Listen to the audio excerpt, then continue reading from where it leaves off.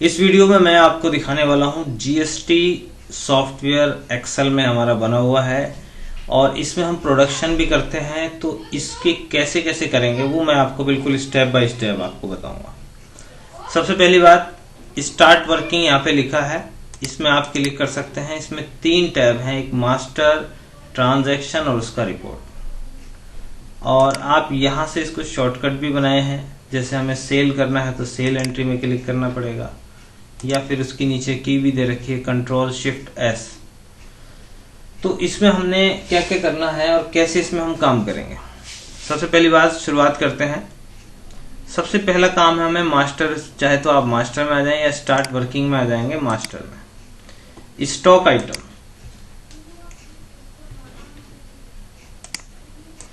तो पहले हम यहाँ पे स्टॉक आइटम बनाएंगे। स्टॉक आइटम जैसे हमारे पास रॉ मटेरियल है और रॉ मटेरियल से हम कुछ और प्रोडक्ट बनाना चाहते हैं। जैसे मान लीजिए हमारे पास, जैसे मान लीजिए हम ले लेते हैं कि हमें कुछ भी रॉ मटेरियल लेना है। मान लीजिए मैं ले लेता हूँ, एक कंप्यूटर तैयार करते हैं, तो असेंबलिंग भी कर सकते हैं आप, उसमें प्रोडक्शन भी कर सकते हैं। तो असेंबलिंग कैसे होगी, जैसे एक कंप्यूटर बनाने के लिए एक सीपीयू चाहिए, उसका हमने कोड ले लिया, कितना टैक्स है पर पीस के हिसाब से है। और ये क्या है, हमने इसको भी फिनिश आइटम ले लिया, चाहे तो आप इसको, वैसे ये फिनिश आइटम है।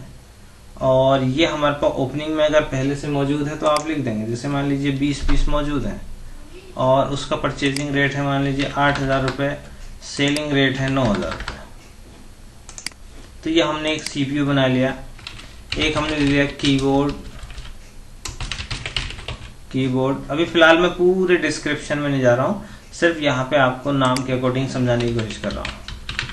तो ये हमने कीबोर्ड ले लिया, ये 5%, ये नंबर्स के हिसाब से है, ये फिनिश है, इसका रेट है 220 रुपये परचेजिंग और 300 रुपये सेलिंग, और 50 पीस हमारे पास पहले से मौजूद है।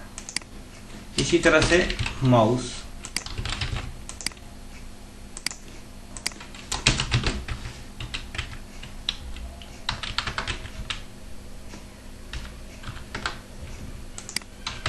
ये हमारे पास मौजूद है। तो हमने ये 3 प्रोडक्ट बनाए, सीपीयू, कीबोर्ड, माउस। एक बना लेते हैं हम एलसीडी। अब इसमें मैं ज़्यादा डिटेल में नहीं जा रहा हूँ क्योंकि ये सिर्फ आपको समझाने के लिए, ये नहीं कि एलसीडी कितने इंच की है क्या है, वो भी आप इसमें कर सकते हैं। इसको फिनिश आइटम ले लिया, 5,000 रुपये इसका सेल प्राइस, 6,000 रुपये सेल प्राइस, 5 परचेज, 20 पीस मौजूद है। अब हमें इसका एक वो प्रोडक्ट तैयार करना है जिससे इससे मिला के जो हम बनाएंगे, क्योंकि ये भी ऑलरेडी वैसे फिनिश है। तो हम यहाँ पे एक जैसे बना रहे हैं कंप्यूटर, और इसका 12%, ये नंबर्स के हिसाब से है, और ये फिनिश आइटम है। इसका रेट है 18,500 सेलिंग का, और परचेजिंग अगर हम वैसे करते हैं तो 15,000 रुपये इसकी परचेजिंग है। अभी हमारे पास कोई आइटम मौजूद नहीं, तो ये हमने फर्स्ट ऑफ ऑल ये क्रिएट कर ली हमने पूरी इन्वेंट्री। इसमें आप ऐसे भी कर सकते हैं कि आपने प्लास्टिक खरीदा, आपने उसमें कलर खरीदा, और आपने उसका लिक्विड खरीदा, कोई केमिकल खरीदे, उससे मिला के आपने मतलब उसका वो बनाया, कोई कप बनाई, प्लेट बनाई, जैसे कि इसमें है। फिलहाल मैंने कप प्लेट से नहीं, मैं आपको इस तरह समझा रहा हूँ। एक कस्टमर का लेजर ले लेंगे, जैसे मिस्टर अमित सिंह, इनकी आईडी वगैरह, एड्रेस वगैरह, जैसे ये न्यू कॉलोनी से है, और कालागढ़ सिटी, पौड़ी गढ़वाल, उत्तराखंड, जैसे मेरा स्टेट है। इनका कॉन्टैक्ट नंबर ये हो गया, mister Parvez Alam, DL, pan, payment, बाकी ये सब चीज़ें। पिछला कोई पैसा अगर इनसे लेना है, मान लीजिए इनसे 5,000 रुपये हमने पहले के लेने हैं, तो क्रिएट कर लेंगे कि 5,000 पहले के लेने हैं। तो ये हो गया हमारा एक कस्टमर। एक सप्लायर ले लिया हमने, मिस्टर मोहित सिंह, और स्टेट लेना बहुत ज़रूरी है क्योंकि स्टेट के अकॉर्डिंग ही वो CGST IGST। अब इसका स्टेट यूपी है तो हमने यूपी ले लिया। इनसे कोई पिछला पैसा, मान लीजिए इनसे पिछला पैसा हमने लेना है या देना है तो यहाँ दे देंगे, हमने इनके 2200 रुपये देने पिछले। पहले इसको सर्च करके, हाँ इसको हम चलो छोड़ देते हैं। एक्सपेंस लेजर, यहाँ पे कुछ खर्चों के लेजर हैं। मान लीजिए रेंट है, सैलरी है, ट्रांसपोर्ट, जो भी एक्सपेंस है उसके लेजर हमने बनाए हैं। इनकम कमीशन ये लेजर बनाए हैं, इससे भी कर सकते हैं। कैश और बैंक के ledger, cash, bank, Paytm, NEFT, Google pay, जो जो बैंक है आपने उसके लेजर बना लेने हैं। ये मास्टर का काम कंप्लीट हो गया। अब इसके बाद नंबर आता है ट्रांजैक्शन में। तो ट्रांजैक्शन में है आपका सेल एंट्री। सेल एंट्री में हमारे पास ये प्रोडक्ट मौजूद है, वो आप सेल कर सकते हैं। और परचेज में हमारे ये प्रोडक्ट हैं, इनको परचेज करना है, परचेज कर सकते हैं। अच्छा, इसके बाद है रिसीव फ्रॉम कस्टमर।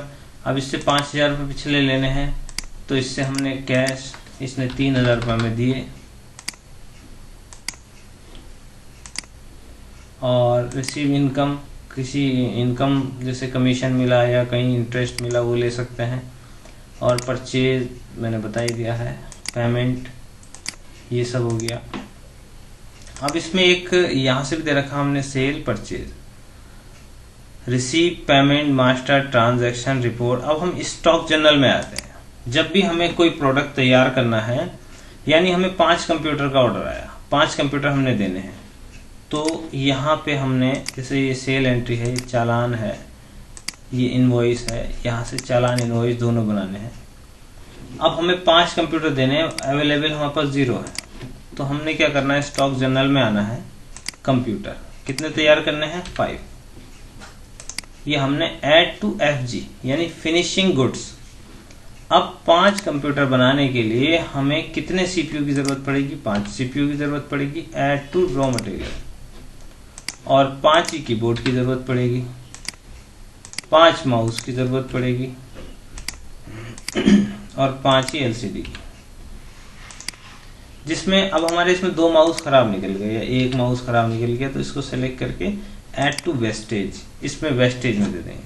और एक कीबोर्ड भी खराब निकला, मान लीजिए हम इसको लगा रहे थे तो एक कीबोर्ड इस दौरान खराब हो गया, add to wastage. Reference number अपने हिसाब से देके आपने यहाँ पे इस डेट को इस हिसाब से चेंज कर सकते हो, और आपने इसको कर लेना है सेव।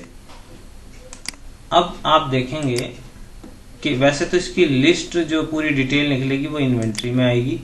यहाँ पे आपके ये प्रोडक्ट हो गए, ये जो हमने बनाए थे, और यहाँ आप देखोगे कि टोटल परचेज कुछ नहीं हुआ, अभी टोटल सेल कुछ नहीं हुआ, क्लोजिंग स्टॉक। अब देखें आप कि क्लोजिंग और ओपनिंग में फ़र्क है। और आप देख रहे हैं ये 5 प्रोडक्ट है। पहला जो प्रोडक्ट है ये 15 है क्लोजिंग, जबकि ओपनिंग में 20 था, और ये 50 है, 50 था और 45 है। नीचे वाला ही 50 था, 45 है, और ये 20 था, 15 है। और ये 5 जो बिल्कुल नहीं थे वो 5 पीस यहाँ पे। तो कंज्यूम ये हुए 5 यहाँ पे, और प्रोडक्शन ये हुआ 5 पीस। वेस्टेज 2 खराब हो गए, तो यहाँ पे हमारा ये सब डिटेल आ गई। अच्छा, अब हम चाहें तो उसको बेच सकते हैं। अब हमारे पास कंप्यूटर है 5, हमने 5 कंप्यूटर का जो ऑर्डर आया था पहले उसको चालान दे दिया, या सीधे इनवॉइस दे रहे हैं, same as billing. GST number अगर हमें देना है GST नंबर दे सकते हैं। डिलीवरी चालान नंबर 111, और डिलीवरी चालान डेट मान लीजिए सेम डेट है, ऑर्डर नंबर 151, ऑर्डर डेट जो थी वो कल की थी। अच्छा, इसके बाद हमने करना है, ये सब लेने के बाद जब हम यहाँ से कंप्यूटर वगैरह लेंगे इसको ऐड करेंगे। जब हम इसको ऐड करेंगे तो ये इस पोर्शन में ऐड हो जाएगा। अब यहाँ पे इसका 92500 ये इसका वो हुआ, कोई डिस्काउंट नहीं, और इतना टैक्स रेट है 1,03,600। अब हम इनको 400 रुपये इसका एडिशनल चार्ज ले रहे हैं, तो ये 1,04,000 रुपये बन गए।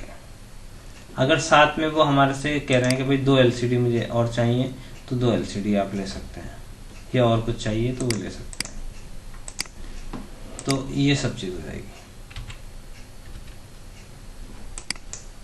अच्छा, इसके बाद ये हमने सिंपल कर लेना है, इसको सेव तो ये हमने सेव कर लिया। इनवॉइस नंबर जो है वो सेव हो गई।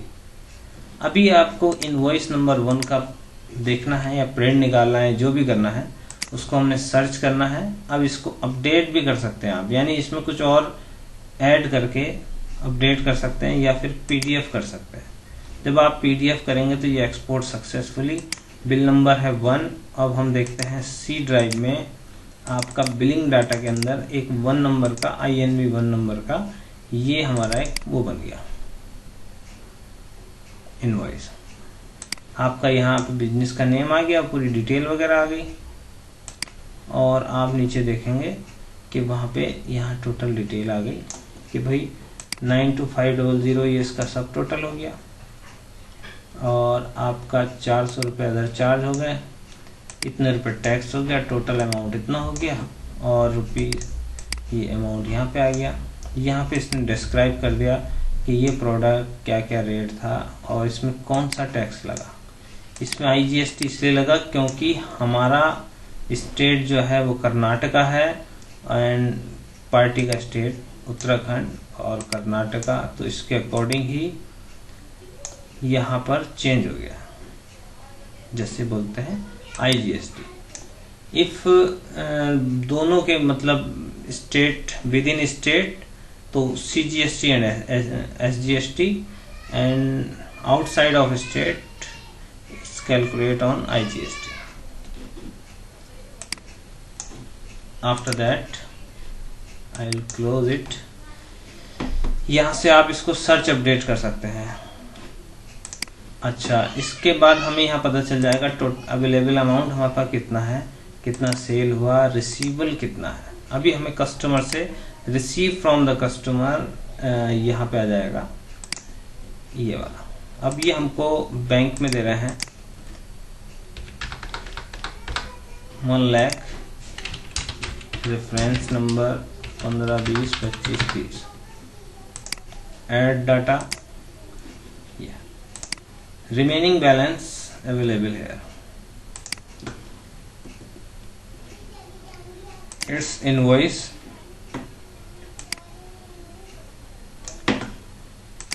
declaration, customer seal. Enter your bank detail here, account number here and IFSC code branch here. Enter your contact number and it's my contact number 9837282350।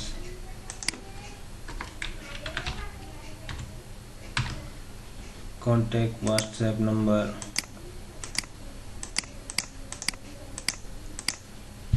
यहाँ से आप चेंज कर सकते हैं।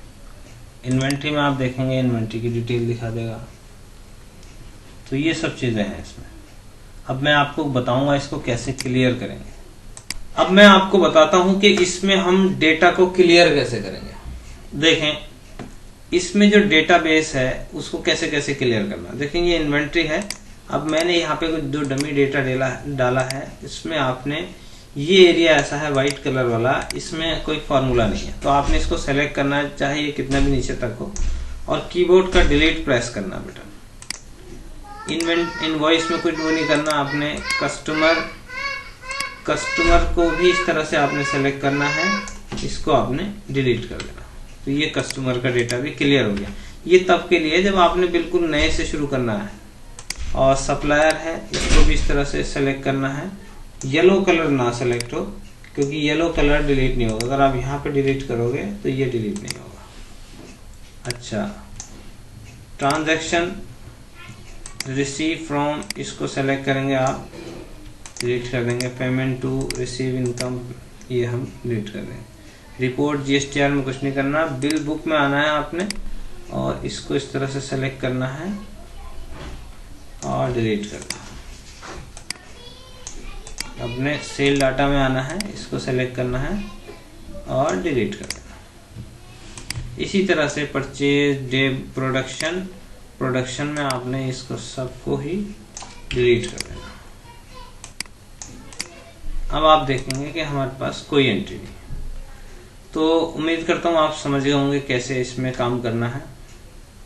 और बाकी कॉन्टैक्ट की डिटेल, अगर आप कोई बातचीत करना चाहते हैं, कॉन्टैक्ट की डिटेल डिस्क्रिप्शन में। वहाँ से देख सकते हैं। और बाकी हम उसमें कॉन्टेक्ट के ज़रिए से बात कर सकते हैं। अगर आप लेना चाहते हैं या फिर आप इसमें कहीं पे कंफ्यूज हैं तो वो कोई चेंजेस हैं तो वो भी कर सकते हैं। Thank you for watching.